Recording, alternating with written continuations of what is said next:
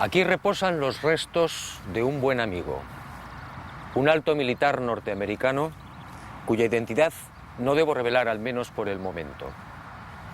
Él forma parte de la historia que quiero contarle, una historia oscura que usted probablemente no creerá. Pero ese es mi deber, sembrar la duda. Sígame y descubra una historia que jamás fue contada.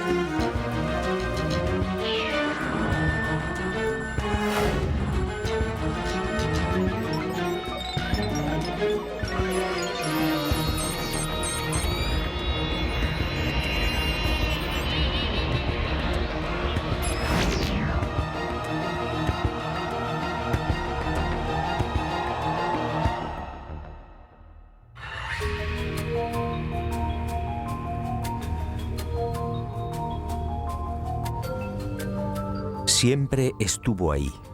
El hombre primitivo alzó también la vista hacia ella y sintió curiosidad.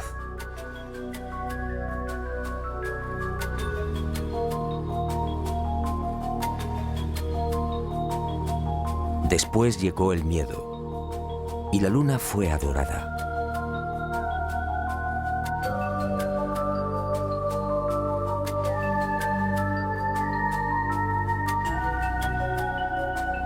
Más adelante los seres humanos la convirtieron en un sueño, a veces bello, a veces terrorífico.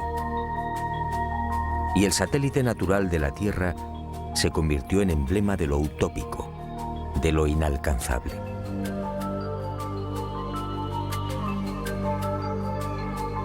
Hasta el siglo XX la Luna fue propiedad de poetas y soñadores. Algunos más audaces llegaron incluso a describirla. En el año 499 a.C., el filósofo griego Anaxágoras enseñaba que la Luna es un astro habitado, con infinidad de valles y montañas.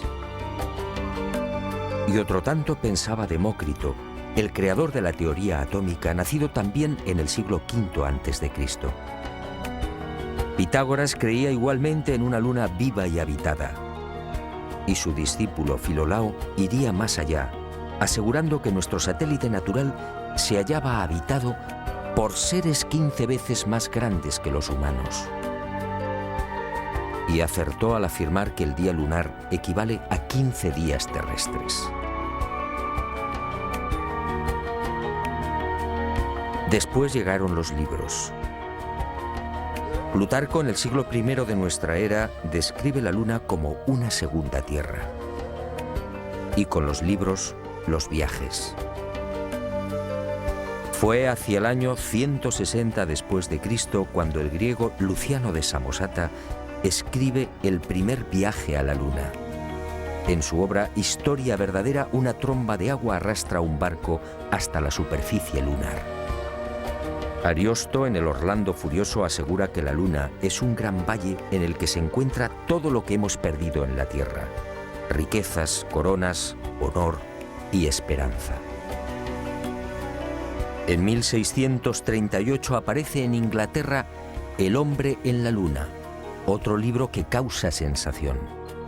Su autor, el obispo Francis Godwin, envía a la Luna al aventurero español Domingo González, con la ayuda de una pareja de gansos amaestrados. Fue con Galileo en el siglo XVII, cuando las viejas ideas de los griegos sobre la Luna empiezan a tomar consistencia. Galileo inventa el telescopio y queda asombrado al contemplar los cráteres y las grandes superficies oscuras que son identificadas con mares. En 1647, John Hevelius traza el primer mapa lunar y lo publica en su libro Selenografía, afirmando que la Luna estaba repleta de ciudades.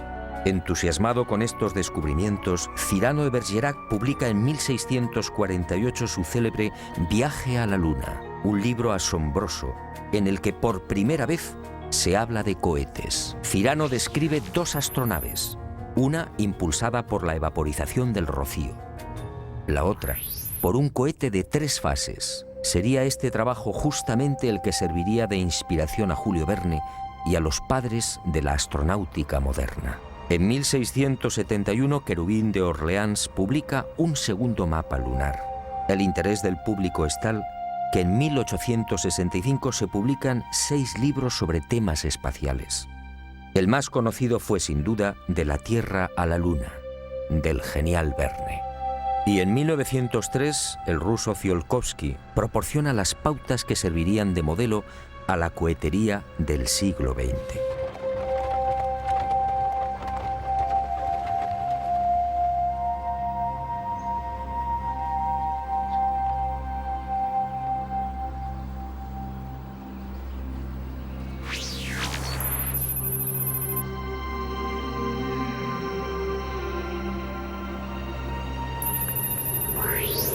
Antes de entrar de lleno en las claves de esta historia, permítame un apunte que guarda estrecha relación con lo que quiero contarle. Sígame de nuevo y guárdelo en su memoria.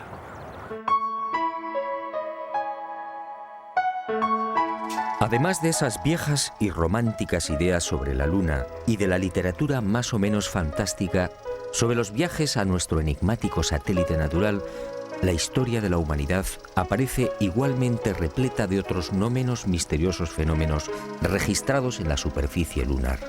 En el verano de 1178, al poco de ponerse el sol, un grupo de monjes de la Catedral de Canterbury observó en el filo de la Luna un formidable resplandor acompañado de gigantescas llamaradas. En 1789, el astrónomo Schroeder contempló atónito una enorme zona iluminada en la llamada región de los Alpes lunares. A lo largo de ese año, otros observadores dieron fe de la presencia en la superficie de la Luna de increíbles y desconcertantes luces que se movían entre mares y cráteres. En 1820, el también astrónomo François Arago publicó en los Anales de Química y Física el relato de otra asombrosa observación. Durante un eclipse, toda una formación de luces evolucionó sobre la Luna, manteniendo el orden de vuelo durante los virajes. En 1843, el mencionado astrónomo alemán Johann Schroeder asistió a otro fenómeno para el que tampoco se ha encontrado explicación. Al observar el cráter Linné en el Mar de la Tranquilidad, el científico comprobó algo desconcertante. El citado cráter de unos 7 kilómetros de diámetro cambiaba regularmente de forma. Poco después, para asombro de la comunidad científica, el cráter en cuestión desapareció por completo. ¿Qué había ocurrido? En 1971, Apolo 15 sobrevoló la zona y fotografió Linné. El desconcierto de los astrónomos fue total. El cráter Linné solo tenía 2.700 metros de diámetro y estaba allí. En 1877, el astrónomo inglés Klein fue testigo de otras intensas y rápidas luces que se dirigieron al centro del cráter Platón. Una vez en la caldera, las luces se reunieron formando un triángulo. En 1950, el Dr. Wilkins era testigo de otro suceso aparentemente imposible. En el centro del cráter Aristarchus se encendió de pronto una gran luz, iluminando una amplia región lunar. Grandes llamaradas en la superficie de la Luna, luces en formación.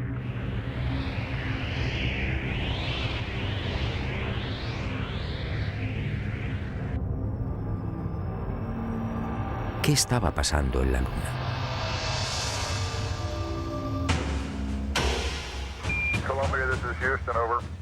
Y en julio de 1969, al fin, el ser humano cumplió su viejo y añorado sueño. El Apolo 11 se posaba en el Mar de la Tranquilidad.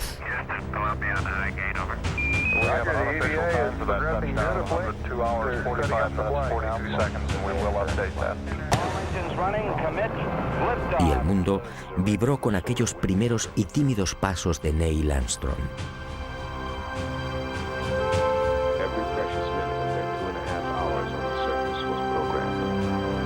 Pero el mundo, una vez más, fue engañado.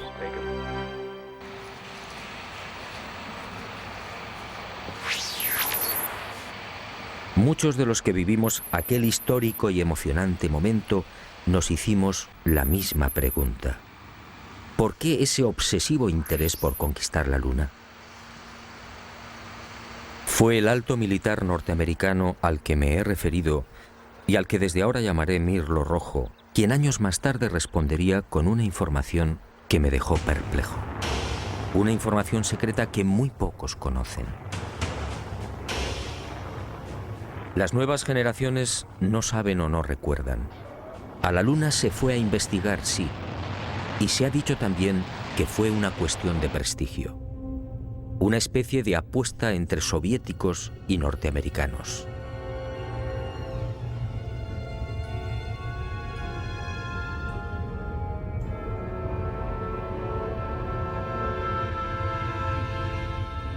Pero hubo algo más.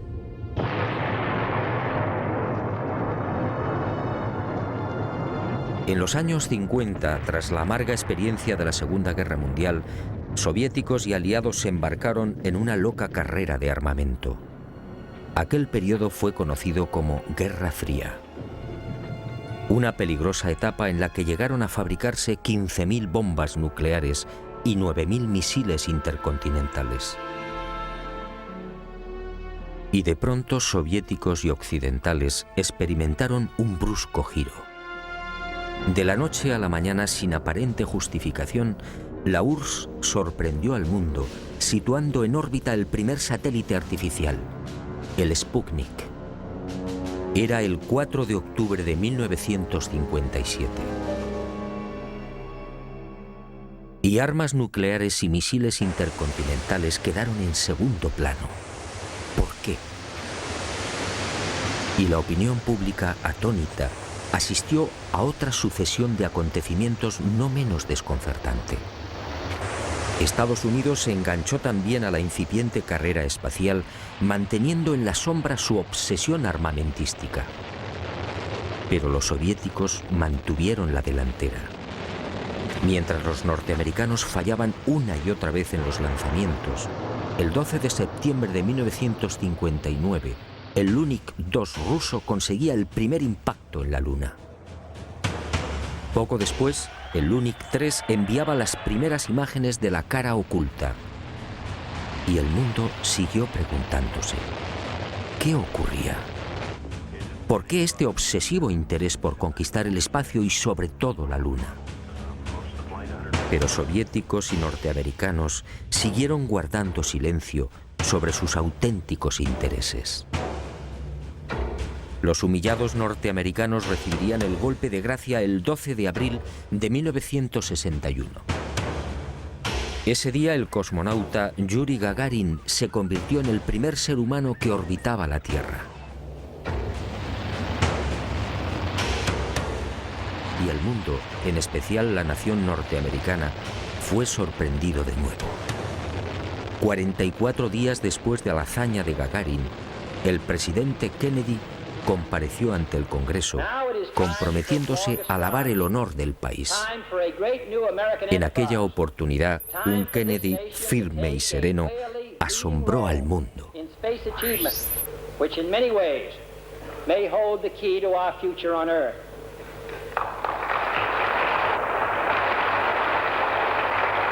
I therefore ask the Congress, above and beyond the increases I have earlier requested for space activities, to provide the funds which are needed to meet the following national goals. First, I believe that this nation should commit itself to achieving the goal, before this decade is out, of landing a man on the moon and returning him safely to the Earth.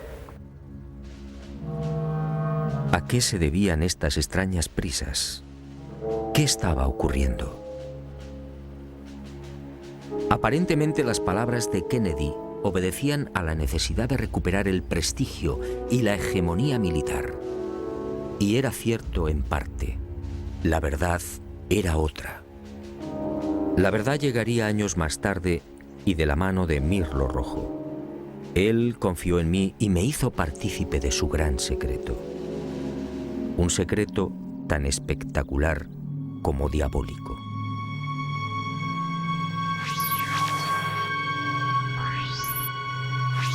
Soviéticos y aliados mintieron a la hora de justificar aquella loca carrera espacial. Todo empezó en la década de los años 40.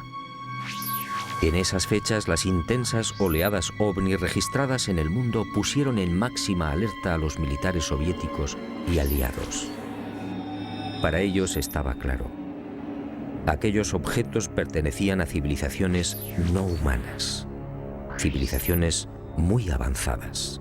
El mundo nunca lo supo. Aquellos miles de avistamientos fueron la gran razón que impulsó a los militares al referido y brusco giro en la carrera armamentística, y concibieron la necesidad de fortalecer los sistemas defensivos, concediendo absoluta prioridad al espacio. Los militares no eran ajenos a los extraños fenómenos luminosos que se registraban en la Luna y que venían reportando los astrónomos. Y desde los años 50, tanto Estados Unidos como la antigua URSS redactaron planes concretos para pisar el satélite natural y establecer bases que, según ellos, pudieran controlar y contrarrestar la presencia de estas astronaves no humanas. Horizon fue uno de estos proyectos diseñado en secreto por el Pentágono. Ni siquiera Kennedy tuvo conocimiento del gran plan. Sencillamente fue engañado. Y consideró de buena fe que los Estados Unidos deberían ser los primeros en ese supuesto desafío técnico y científico. Según Mirlo Rojo, la campaña de intoxicación desplegada por las diferentes agencias gubernamentales norteamericanas y los servicios de inteligencia hizo el resto. Kennedy y la opinión pública mordieron el anzuelo. En la noche del 24 al 25 de julio de 1955 se produjo un nuevo incidente ovni que aceleraría los planes de los militares. Esa noche los observatorios astronómicos de Leningrado y Monte Palomar descubrieron un gigantesco cilindro a 500 kilómetros de la Tierra, orbitando a 30.000 kilómetros por hora. El objeto tenía más de 10 kilómetros de longitud. Días después, soviéticos, norteamericanos, franceses e ingleses se reunían en secreto en Ginebra, confirmando sus temores. Aquella formidable máquina, obviamente, no era humana. Pero ocurrió algo imprevisto. Los soviéticos no aceptaron los consejos y directrices de los militares aliados para establecer un proyecto conjunto en el control del espacio. Y el 4 de octubre de 1957, ante la sorpresa del mundo y la irritación de los aliados, tomaron la delantera con el ya referido lanzamiento del Sputnik.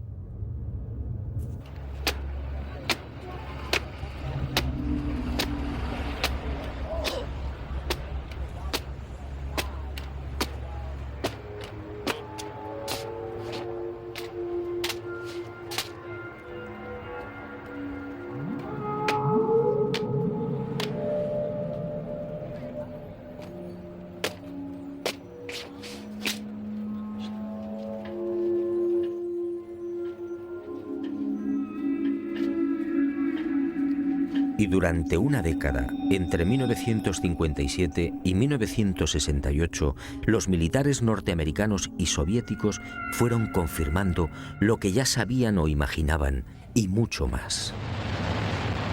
En ese periodo fueron lanzadas más de 20 sondas automáticas que se estrellaron en la Luna o alunizaron suavemente.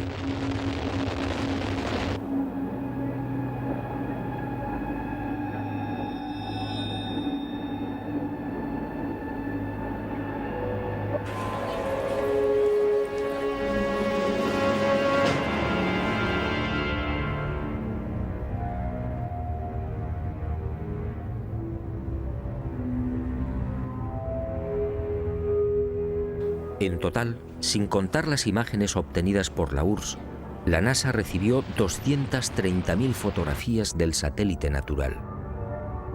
La Luna fue fotografiada en su totalidad y a muy diferentes alturas. Pero los militares que controlaban y controlan la Agencia Espacial Norteamericana no dieron a conocer muchas de esas imágenes. ¿Por qué? ¿Qué mostraban?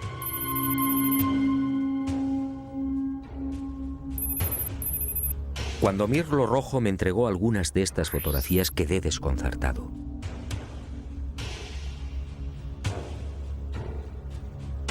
Se trataba de imágenes altamente confidenciales, jamás divulgadas.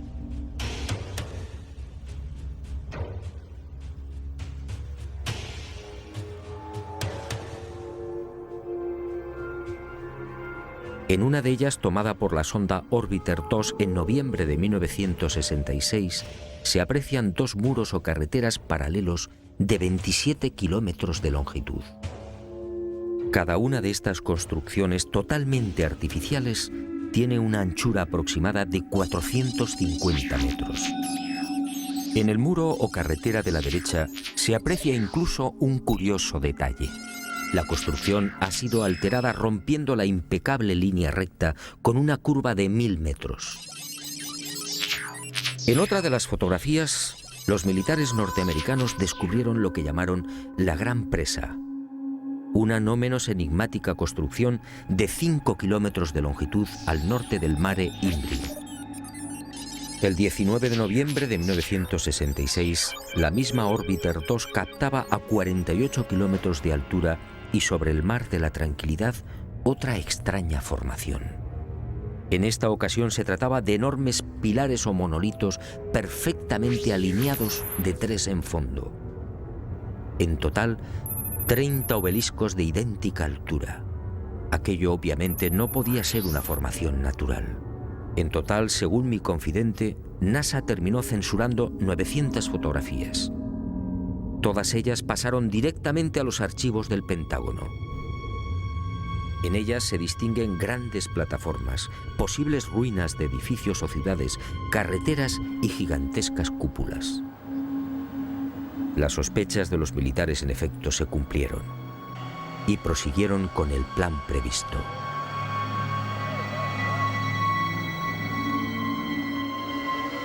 Civilinamente, los servicios de inteligencia militar norteamericanos se cubrieron las espaldas en previsión de una hipotética fuga de información. Para ello, utilizando a NASA como pantalla, propiciaron la redacción de un informe que los eximiera moral y jurídicamente de cualquier responsabilidad en caso de ocultamiento.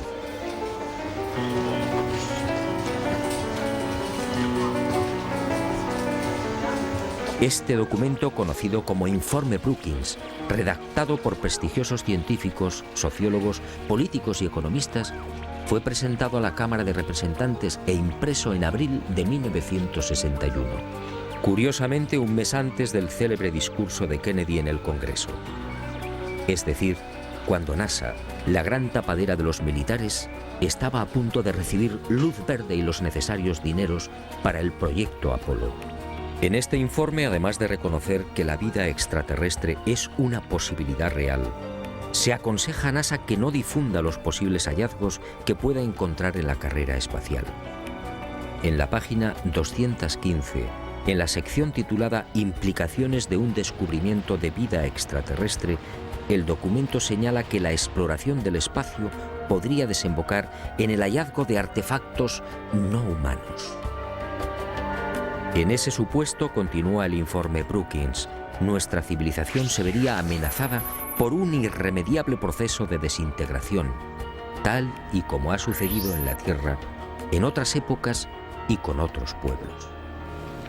Este documento, efectivamente, no deja en buen lugar a la supuesta democracia norteamericana. Hablemos claro. En el informe Brookings, sencillamente, se anima a NASA a ocultar información. Y eso fue lo que hicieron.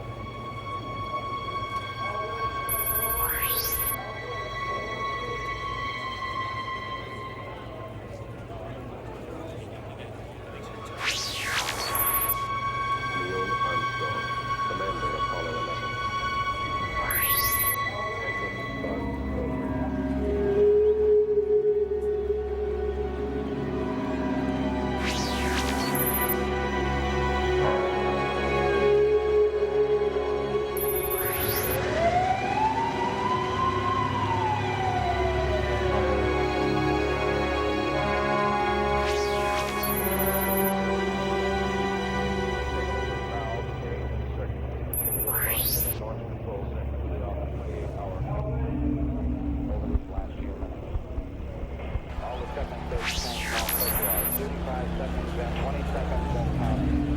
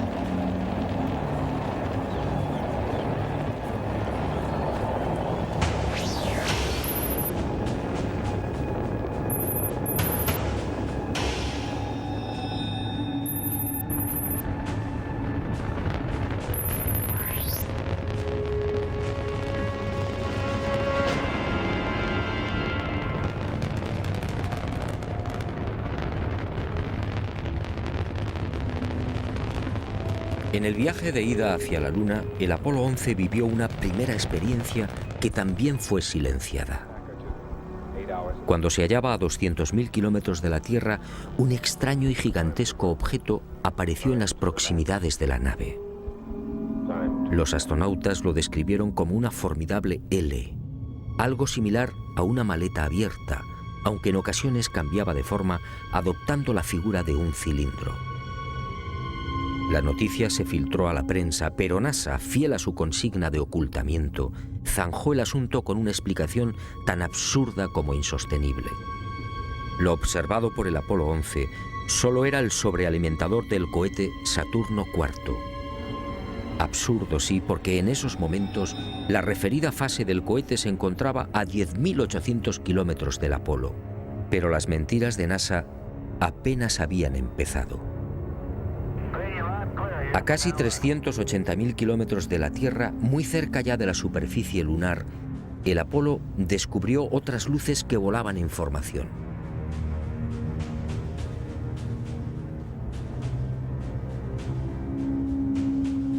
Según Mirlo Rojo, aquellas luces parecían esperar al Apolo 11.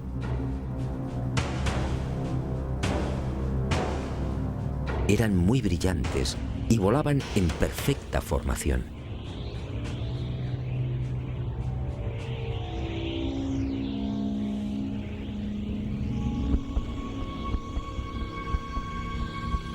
Poco después se alejaron a gran velocidad, desapareciendo hacia la superficie de la Luna. Los astronautas tenían razón. Aquello parecía un recibimiento, pero lo más espectacular estaba por llegar.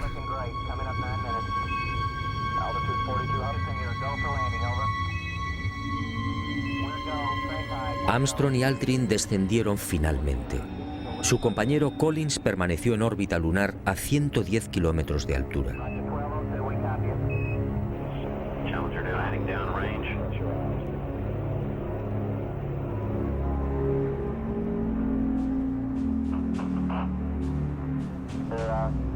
Down at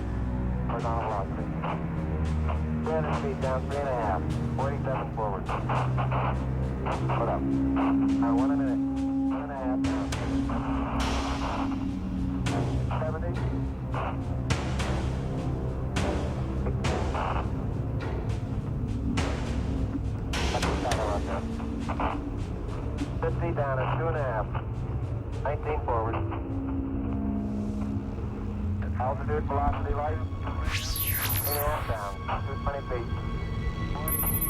15 forward. 11 forward, turn down nicely, 200 feet. 4.5 down, 5.5 down. 260, 6.5 down, 5.5 down. 9 forward.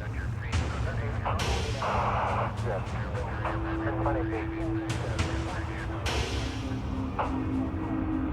100 feet, 3.5 down, 9 forward. 5%. 185. 75 feet. That's looking good, down a half. 6 forward. Challenger now heading down range.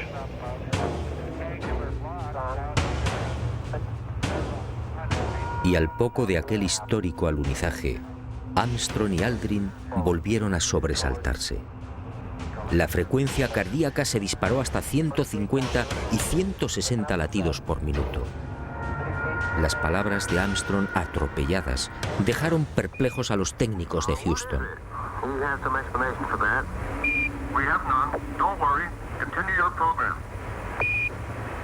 Oh boy, it's really something simply fantastic here. You couldn't ever imagine this. Roger, we know about that. Could you go the other way? Go back the other way. Well, this guy ridge should, pretty spectacular. My God, what is that there? That's a hollow. What the hell is that? Go tango, tango. There's kind of light there now. Al otro lado del cráter, existente a poco más de 60 metros del Águila, habían aparecido unas naves y unos seres, objetos en forma de disco y perfectamente alineados sobre el terreno. Y junto a ellos varios seres muy altos, con trajes blancos y ajustados. Cuando los astronautas, obedeciendo las insistentes órdenes de Houston, trataron de filmar, objetos y seres desaparecieron.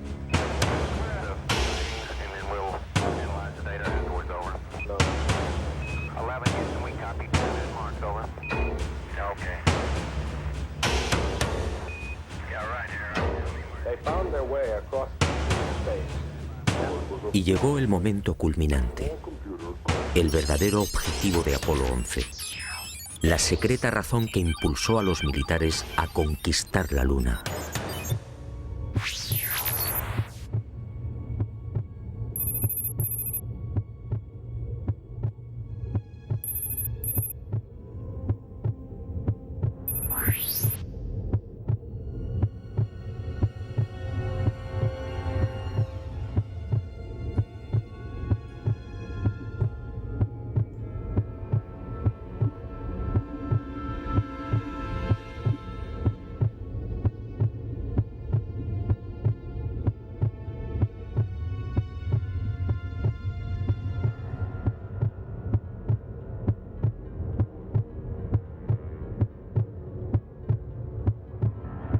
Esta fue la verdad, la única y secreta verdad. Aquel 21 de julio de 1969, Armstrong y Aldrin se alejaron escasos metros del módulo, filmando esta increíble construcción. Esta película de 14 minutos jamás fue difundida por NASA.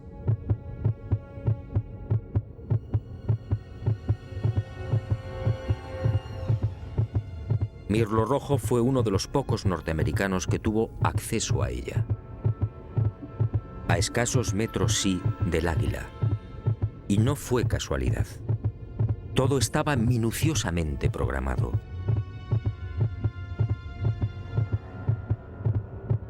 Estas misteriosas ruinas, como otras igualmente filmadas por los restantes Apolos, habían sido fotografiadas con anterioridad por las diferentes sondas automáticas. Una de ellas, la Surveyor 5, lanzada el 8 de septiembre de 1967, fue decisiva. Alunizó en el Mar de la Tranquilidad, muy cerca de esta construcción, enviando 19.000 fotografías.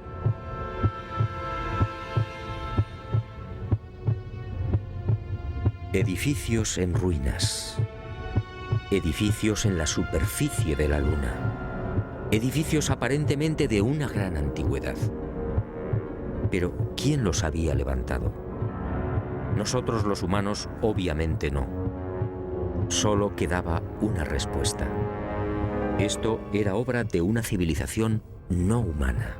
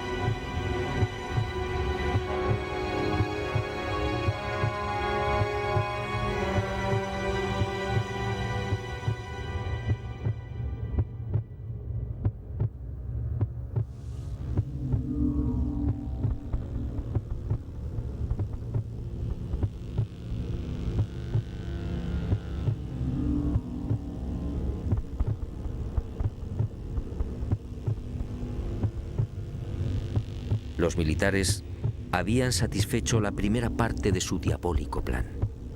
Ahora quedaba la segunda.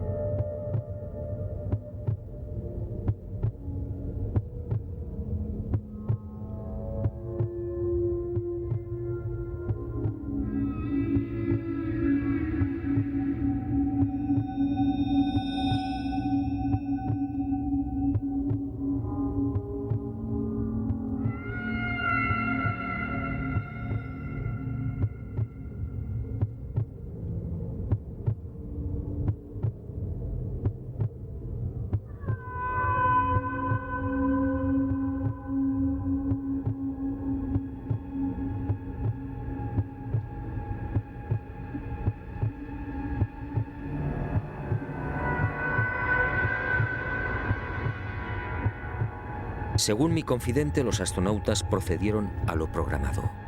Recogieron muestras de los muros, tomaron medidas y se retiraron.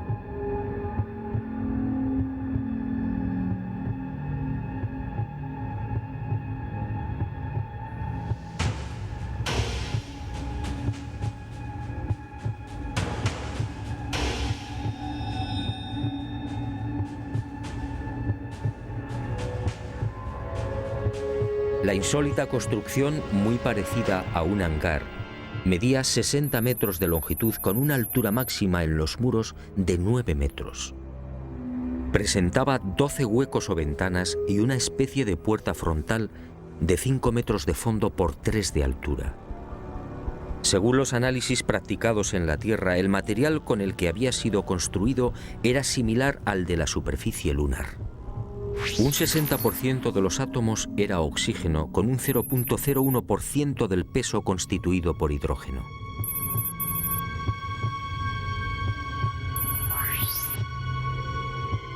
Las paredes se hallaban muy erosionadas. Esta circunstancia, dado que en la Luna no existe prácticamente atmósfera, hizo pensar a los militares que el edificio en cuestión podía tener varios miles de años.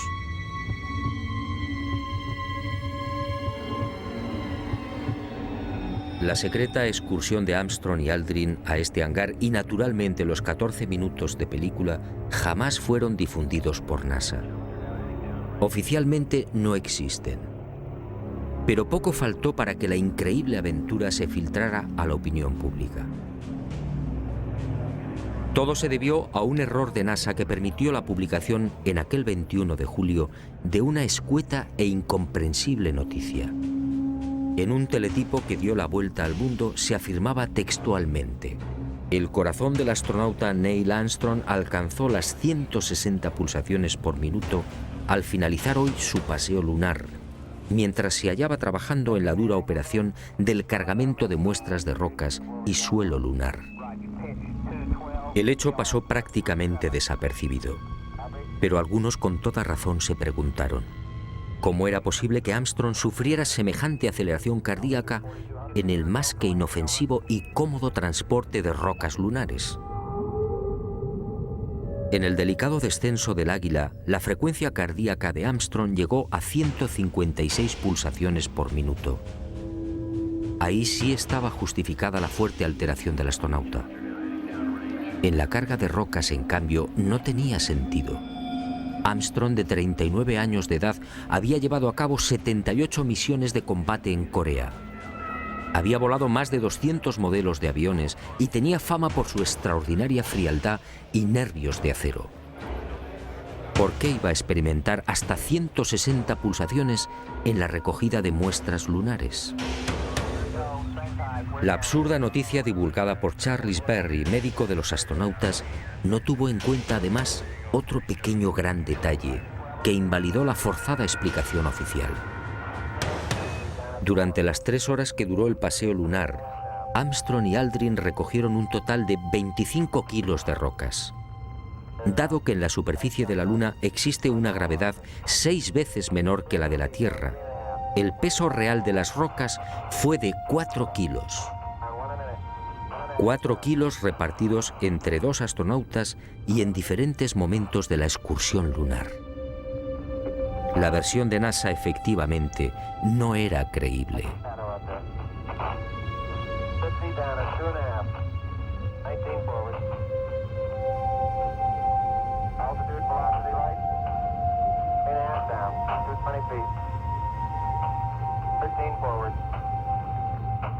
Una vez más, mintieron. No fue el insignificante peso de las rocas lo que precipitó el corazón de Armstrong. Fue la visión de aquel edificio. A pesar de su excelente preparación física y mental, el astronauta, consciente de la trascendencia de lo que tenía delante, no pudo evitar la lógica e intensa emoción. Y otro tanto sucedió con Aldrin. Pero la frecuencia cardíaca de este último no fue registrada porque los circuitos electrónicos del traje espacial no se hallaban conectados a la consola que recibía la información biomédica.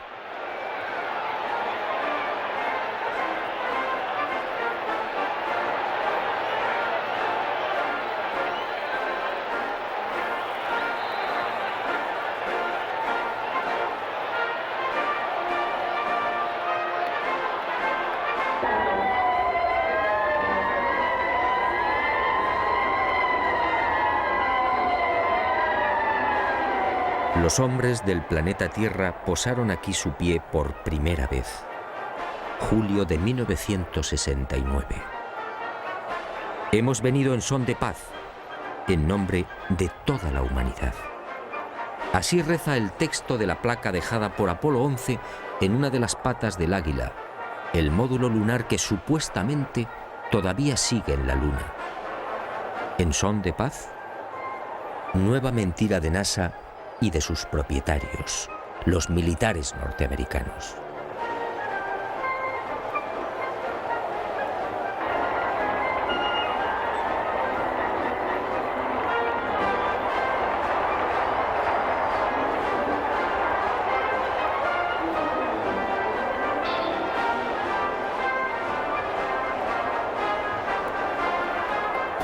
Mirlo Rojo fue contundente. Hasta diciembre de 1972, fecha en la que se interrumpe el proyecto Apolo, otras 5 naves volaron a la Luna.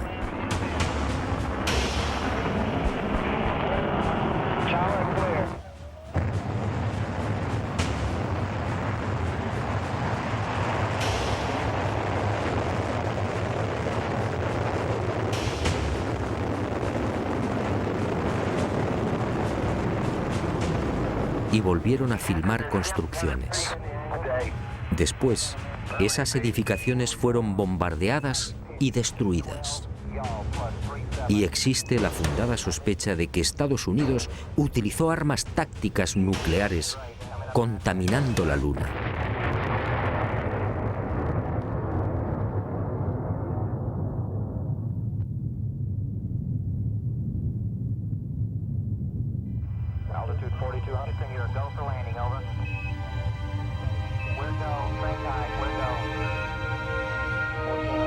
Así se cerró la segunda fase del diabólico plan. Los militares norteamericanos no lo consintieron. Esas estructuras podían provocar el caos en la Tierra. Eso dijeron.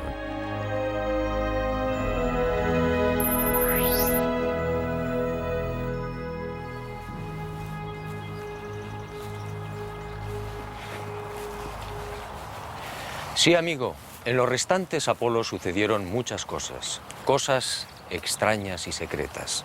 Pero esa es otra historia que quizá algún día me decida a contar, suponiendo, claro está, que siga vivo. Por cierto, desde aquel diciembre del 72 han transcurrido más de 30 años. ¿Estamos pensando lo mismo? ¿Por qué nunca se volvió a la Luna?